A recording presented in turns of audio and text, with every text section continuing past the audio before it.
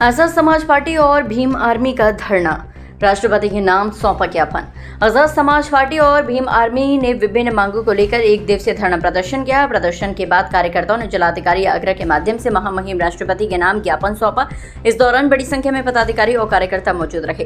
धरना प्रदर्शन का नेतृत्व आजाद समाज पार्टी कांशीराम के प्रदेश अध्यक्ष एवं पूर्व MLC सुनील कुमार चित्तौड़ ने किया। प्रदर्शन के दौरान कार्यकर्ताओं ने केंद्र सरकार की शिक्षा नीतियों के खिलाफ आवाज उठाई और कई मांगों को लेकर नारेबाजी की। प्रदर्शनकारियों ने केंद्रीय शिक्षा मंत्री धर्मेंद्र प्रधान के इस्तीफे की मांग की। साथ ही जंतर मंतर पर शांतिपूर्ण प्रदर्शन कर रहे छात्रों पर हुए कथित लाठीचार्ज की निष्पक्ष जांच कर दोषियों के खिलाफ सख्त कार्रवाई की मांग भी उठाई।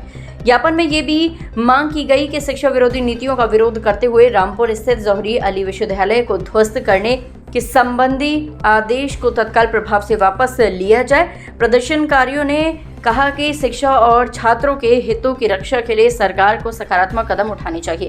धरना प्रदर्शन के बाद प्रतिनिधि मंडल ने जिलाधिकारी आगरा के माध्यम से महामहिम राष्ट्रपति के नाम ज्ञापन सौंपा। संगठन ने चेतावनी दी कि यदि उनकी मांगों पर जल्द कार्रवाई नहीं हुई तो आंदोलन को और व्यापक रूप दिया जाएगा।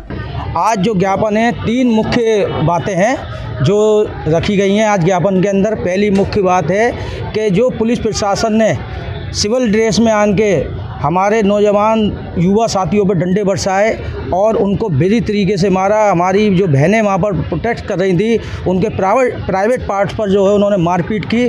सबसे पहले उनके खिलाफ जो है कार्रवाई हो, मुकदमा दर्ज हो। दूसरा हमारी मांग थी कि जो धर्मेंद्र प्रधान हैं, जो शिक्षा मंत्री हैं, उनका इस्तीफा हो। तीसरी हमारी मुख्य मांग थी जौहर यूनिवर्सिटी जिसको जो है जिसको रामपुर के अंदर बनाया गया और उसको तोड़ने का सरकार के द्वारा, उत्तर प्रदेश सरकार के द्वारा किया गया है, ये बहुत ही निंदनीय है। इसको आज़ाद समाज पार्टी बर्दाश्त नहीं करेगी क्योंकि शिक्षा का मंदिर बहुत मुश्किल से बनता है और ये सरकार शिक्षा को ख़त्म करने का कार्य कर रही है। ठीक है। आजाद समाज पार्टी कांशीराम के राष्ट्रीय अध्यक्ष और नगीना से लोकप्रिय सांसद एडवोकेट भाई चंद्रशेखर आजाद जी के निर्देश पर पूरे उत्तर प्रदेश के सभी जिला मुख्यालयों पर, पूरे देश के सभी जिला मुख्यालयों पर धरना प्रदर्शन और ज्ञापन का कार्यक्रम 3 बिंदुओं को लेकर किया गया है। इस कड़ी में आगरा में भी एक कार्यक्रम डॉक्टर अम्बेडकर पार्क नीली घर पर बड़ी संख्या में आए हुए पार्टी के पदाधिकारी कार्यकर्ताओं के माध्यम से अभी संपन्न हुआ है, जिसमें हमारी मांग है कि जो पर्चे बार बार लीक हो रहे हैं, जो छात्र हमारे तैयारी करते हैं और माँ बाप उन पर जो पैसा खर्च करते हैं, बच्चों की दिन रात की मेहनत होती है, लेकिन पर्चा देने के बाद उसी दिन शाम को ये प्रचार हो जाता है कि आज का पर्चा लीक हो गया।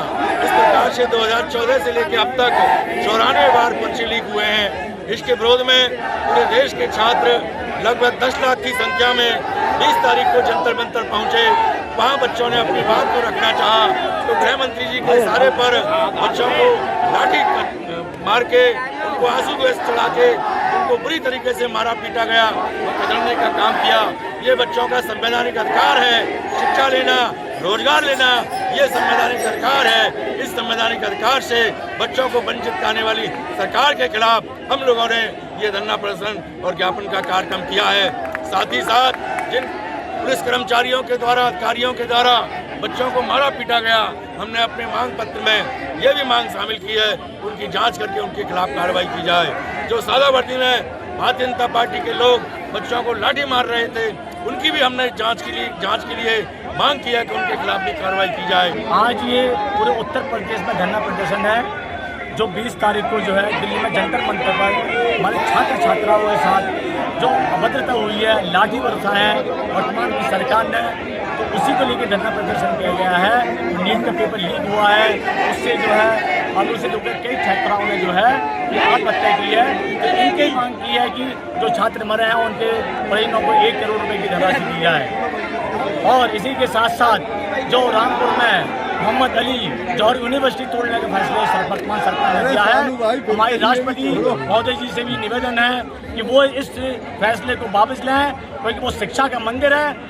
सभी जाति के जो है छात्र छात्राएं शिक्षा प्राप्त करते हैं, इसलिए हमारी जो है महामहिम राष्ट्रपति जी से गुजारिश है कि हमारी मांगों को पूरी करें। उत्तर प्रदेश मंत्री ने भी एक बयान दिया है कि ये सब लोग योगेंद्र उपाध्याय जी ने एक बयान दिया, क्या कहना चाहेंगे आप? नहीं, शिक्षा तो कभी देशद्रोही हो नहीं सकता, छात्र कभी देशद्रोही हो नहीं सकते। वो छात्र छात्राएं जो है वो IAS IPS बनते हैं, जज मजिस्ट्रेट बनते हैं और सभी संवैधानिक पदों पर जाते हैं। तो छात्र छात्राएं कैसे देशद्रोही हो सकते हैं? देशद्रोही वो हो सकते हैं जिसने बयान दिया।